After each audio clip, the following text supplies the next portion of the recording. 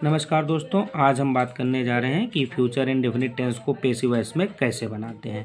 तो यदि इस वीडियो को आप पूरा देख लेते हैं तो इसमें दो चीज़ें आपको पता चल जाएंगी। एक तो ये पता चल जाएगा कि फ्यूचर इंडेफिनिट टेंस का ट्रांसलेट कैसे करते हैं, और उसी ट्रांसलेट को फिर हम बता देंगे आपको कि उसको पैसिव वॉइस में कैसे बना देंगे। तो एक ही साथ दो चीज़ें आपको समझ में आ जाएंगी।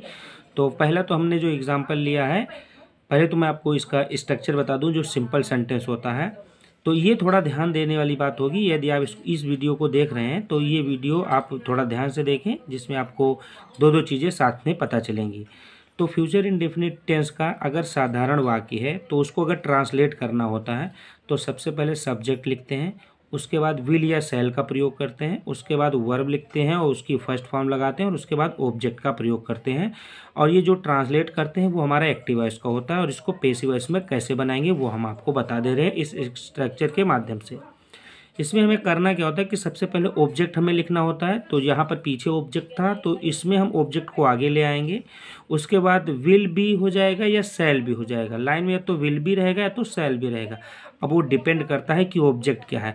ऑब्जेक्ट अगर आई या वी है तो शैल बी का प्रयोग करेंगे, अगर अदर कोई ऑब्जेक्ट है तो विल बी का प्रयोग करेंगे। उसके बाद वर्ब की थर्ड फॉर्म लिखेंगे, उसके बाद बाई लगाएंगे और सब्जेक्ट लिख देंगे, और ये हमारा जो है पैसिव वॉइस का स्ट्रक्चर बन जाएगा और पैसिव वॉइस में बदल भी जाएगा।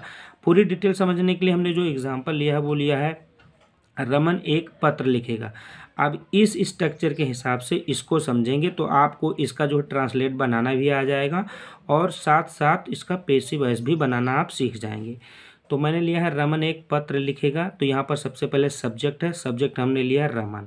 उसके बाद विल या शैल है, हमें लिखना क्या पड़ेगा, विल लिखना पड़ेगा, क्योंकि आई और वी से स्टार्ट होगा तब तो शैल रहेगा, अदरवाइज विल रहेगा, विल।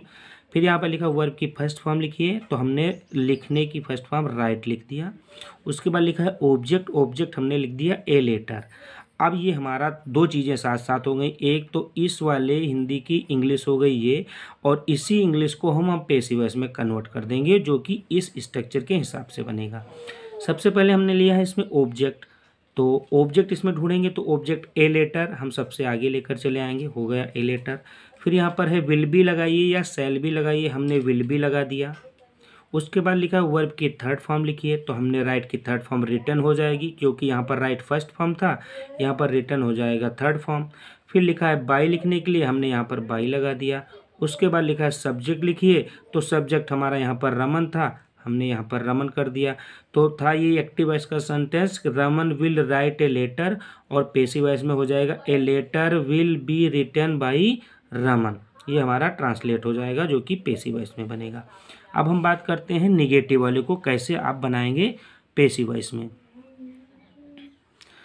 तो नेगेटिव का जो सेंटेंस है उसका जो स्ट्रक्चर बनेगा, सबसे पहले सब्जेक्ट रहता है, उसके बाद विल रहेगा या शैल रहेगा, उसके बाद नॉट रहेगा, वर्ब की फर्स्ट फॉर्म लगेगी, और उसके बाद ऑब्जेक्ट प्रयोग होगा।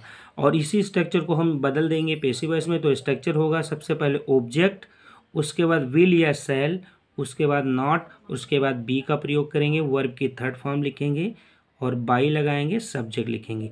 एग्जाम्पल हम समझाते हैं इस एग्जाम्पल से, जिससे आपको अच्छे से समझ में आ जाएगा। तो यहाँ पर हमने जो एग्जाम्पल लिया है, मैं किताब नहीं पढ़ूंगा, इसको आप थोड़ा ध्यान से देखेंगे इस सब्जेक्ट के हिसाब से, इस वाले स्ट्रक्चर के हिसाब से। सबसे पहले सब्जेक्ट लिखना था, सब्जेक्ट इसमें मैं है, हमने आई लिख दिया।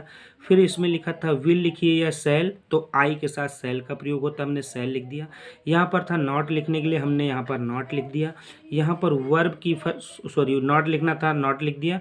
यहाँ पर वर्ब की फर्स्ट फॉर्म थी, हमने रीड लिख दिया। ऑब्जेक्ट था किताब, तो हमने किताब का द बुक लिख दिया। तो ये तो हमारा ट्रांसलेट हो गया। अब इसी ट्रांसलेट को पैसिव वॉइस में कर देंगे।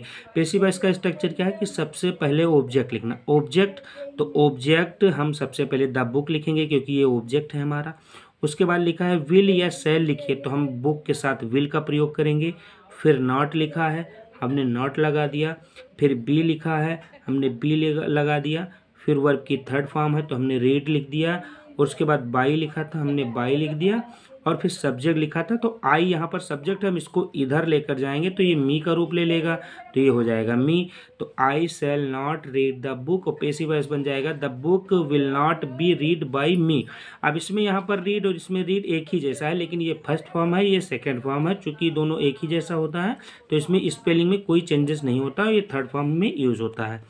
अब हम बात करते हैं इंट्रोगेटिव को कैसे आप पेसिव वॉइस में बनाएंगे।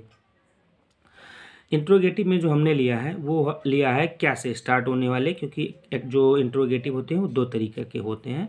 तो पहले मैं क्या वाला बता दूं, तो अगर किसी सेंटेंस में पीछे गा गी गे ऐसे शब्द आएंगे तो उसमें आपको करना क्या है, स्टार्टिंग में विल या शैल लगा देना है, फिर सब्जेक्ट आपको लिखना है, वर्ब की थर्ड फॉर्म लिखनी है, और उसके बाद ऑब्जेक्ट लिख देना है और क्वेश्चन मार्क का चिन्ह लगा देना है।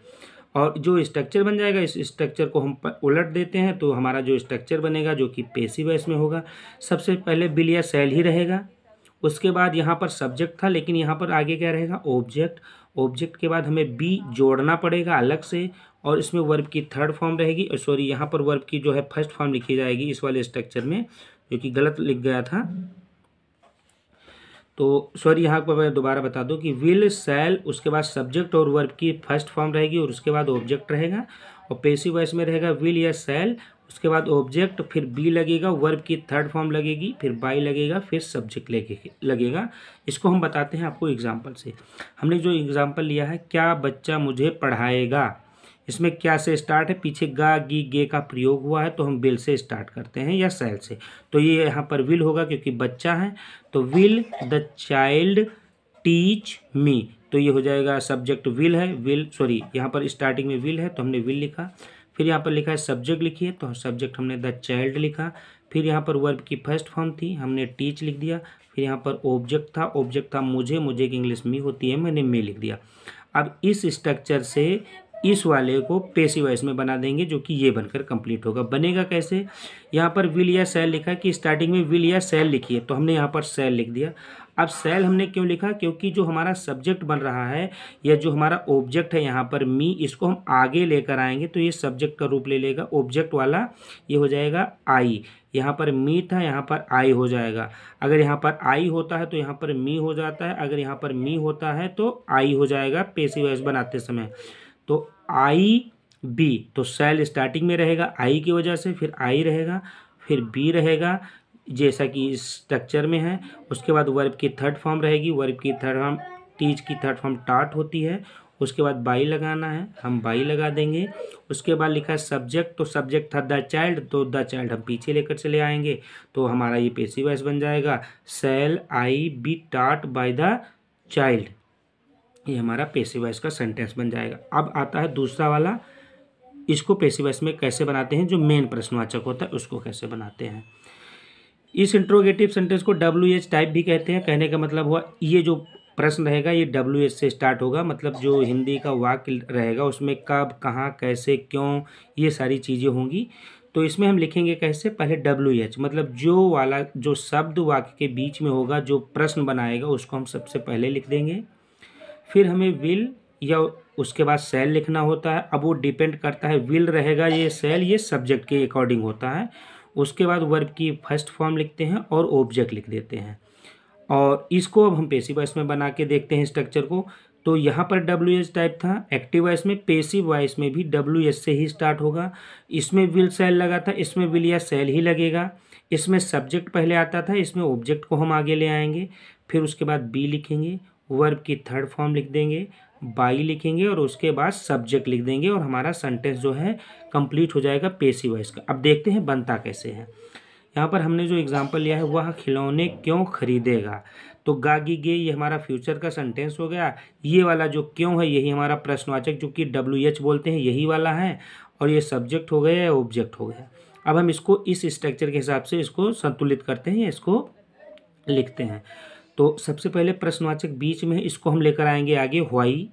उसके बाद हम देखेंगे सब्जेक्ट क्या है, सब्जेक्ट है हमारा वह, तो वह के साथ विल का प्रयोग करते हैं तो व्हाई विल हो जाएगा, तो हमने व्हाई विल लिख दिया। अब सब्जेक्ट कह रहा है लिखने के लिए, तो सब्जेक्ट है वह की इंग्लिश हम ही लिखेंगे। फिर वर्ब की फर्स्ट फॉर्म लिखने को बताया जा रहा है, तो वर्ब की फर्स्ट फॉर्म खरीदना की फर्स्ट फॉर्म बाई होती है, हमने बाई लिख दिया। फिर ऑब्जेक्ट है, ऑब्जेक्ट हमने लिख दिया द टॉयज, क्योंकि यहाँ पर खिलौने तो हो जाएगा द टॉयज। ये हमारा हो जाएगा एक्टिवाइज, या कह सकते हैं कि इस वाले हिंदी की इंग्लिश या ट्रांसलेट ये हो जाएगा। और जो ट्रांसलेट बन जाता है, ये जो बनाए हैं हम, इसी को एक्टिवाइज कहते हैं, और इसको बना देते हैं पेसिवाइज में। तो पेसिवाइज में यहाँ भी है कि WH पहले लिखना है, तो WH ऐसे ही हमने उतार लिया वाई। फिर उसके बाद विल या सेल, तो हम यहाँ पर विल उतारेंगे, क्योंकि जो ऑब्जेक्ट आने वाला है वो है टॉयज, तो द टॉयज है, तो हम यहाँ पर विल उतार देंगे, वाई विल द टॉयज। फिर उसके बाद बी का प्रयोग करना है, तो हमने बी का प्रयोग कर दिया। उसके बाद वर्ब की थर्ड फॉर्म, तो यहाँ पर थी बाई, हमने थर्ड फॉर्म कर दिया बॉट। उसके बाद बाई लगाना था, हमने बाई लगा दिया। उसके बाद सब्जेक्ट था यहाँ पर ही, इसको हम इधर ले जाएंगे, तो ये हो जाएगा हमारा हिम। तो प्रश्न था, जो हमारा सेंटेंस था, why will he by the toys, जो कि एक्टिव वॉइस में था। पैसिव वॉइस में बनेगा why will the toys be bought by him.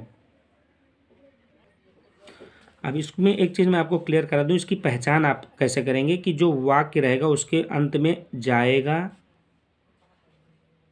जाएगी या जाएंगे, ऐसे शब्द लिखे रहेंगे जिसमें आपको ये पता चल जाएगा कि ये फ्यूचर इंडेफिनिट टेंस का पैसिव वॉइस है। कैसे होगा वो मैं आपको बता दूं। तो यहाँ पर मैं लिखता हूँ, एक केला खाया जाएगा, तो ये जाएगा जो है ये इसके साथ मिल रहा है।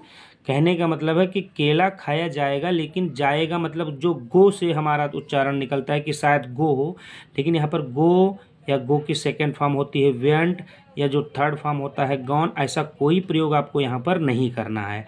तो आपको समझ में आ जाएगा कि ये पैसिव वॉइस का सेंटेंस है। तो बनाएंगे कैसे, अब आपको ध्यान आ जाएगा कि ये हमारा फ्यूचर इंडेफिनिट का है। तो इसमें ऑब्जेक्ट हमारा एक केला, तो हम लिख देंगे ए बनाना, बनाना के साथ विल का प्रयोग करेंगे, तो ये हो जाएगा विल। इसमें एक चीज़ जुड़ जाता है जो अभी हम आपको बता रहे थे, विल बी हो जाएगा। तो ए बनाना विल बी, और ईट की थर्ड फॉर्म क्या होती है, ईटन। ये खाया जो है ईट होती है, ईट की थर्ड फॉर्म में लिखनी है eaten. A banana will be eaten. इसी में अगर सब्जेक्ट आ जाता तो हो जाता मेरे द्वारा एक केला खाया जाएगा। तो ए बनाना विल बी ईटन, यहाँ पर लगा देते बाई, मेरे की इंग्लिश यहाँ पर हो जाती मी। तो ये सेंटेंस हमारा हो जाता पैसिव वॉइस का।